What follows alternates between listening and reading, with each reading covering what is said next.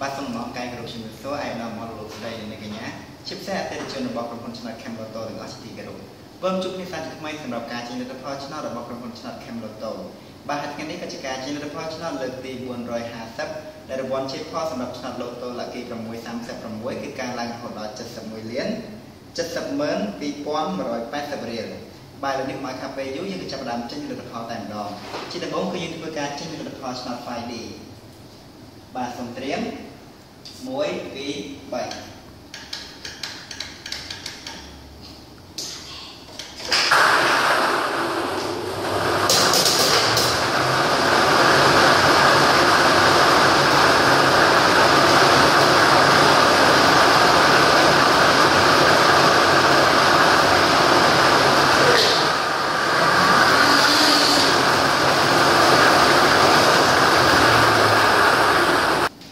បាទលើនេះលទ្ធផលឆ្នោត 5D បានចេញមកហើយដូច្នេះខ្ញុំសូមធ្វើការប្រកាសនៅលទ្ធផលតែម្ដងតែក្របពីប៉ុងទី1គឺមានលេខ 9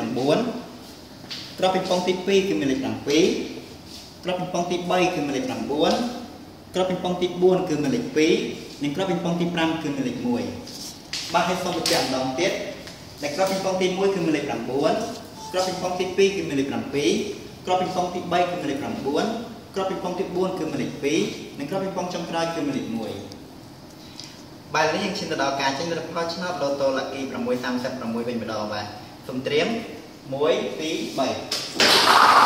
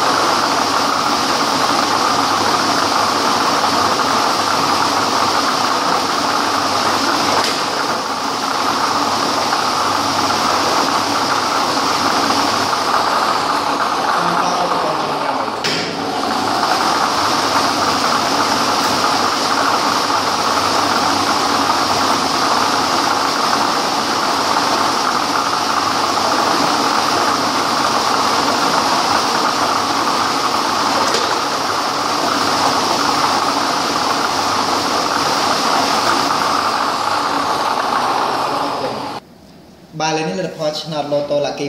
636បានចេញមកហើយដូច្នេះខ្ញុំសូមធ្វើការប្រកាសលទ្ធផលតែម្ដងដែលក្របពីប៉ុងទី1គឺមានលេខ 15 ក្របពីប៉ុងទី2គឺមានលេខ 17 ក្របពីប៉ុងទី3គឺមានលេខ 36 ក្របពីប៉ុងទី4គឺមានលេខ 22 ក្របពីប៉ុងទី5គឺមានលេខ 28 និងក្របពីប៉ុងចុងក្រោយគឺមានលេខ 32 បាទហើយសូមបញ្ជាក់ម្ដងទៀតដែលក្របពីប៉ុងទី1គឺមានលេខ 15 លេខ 17 លេខ 36 លេខ 22 លេខ 28 និងលេខ 32 បាទឥឡូវនេះការចេញលទ្ធផលឆ្នោតរបស់ក្រុមហ៊ុនឆ្នោត Camloto ក៏ដល់ទីបញ្ចប់អរគុណសម្រាប់ការតាមដានទស្សនាអរគុណសម្រាប់ការតាមដានទស្សនានៃការចេញលទ្ធផលនៅថ្ងៃនេះជាចុងក្រោយសូមជូនពរអតិថិជនទាំងអស់សូមជួបប្រទះតែសេចក្តីសុខសេចក្តីចម្រើនរកទទួលទានមានបានគ្រប់គ្រាន់គ្រួសារពេលនេះសូមអរគុណសូមជម្រាបលា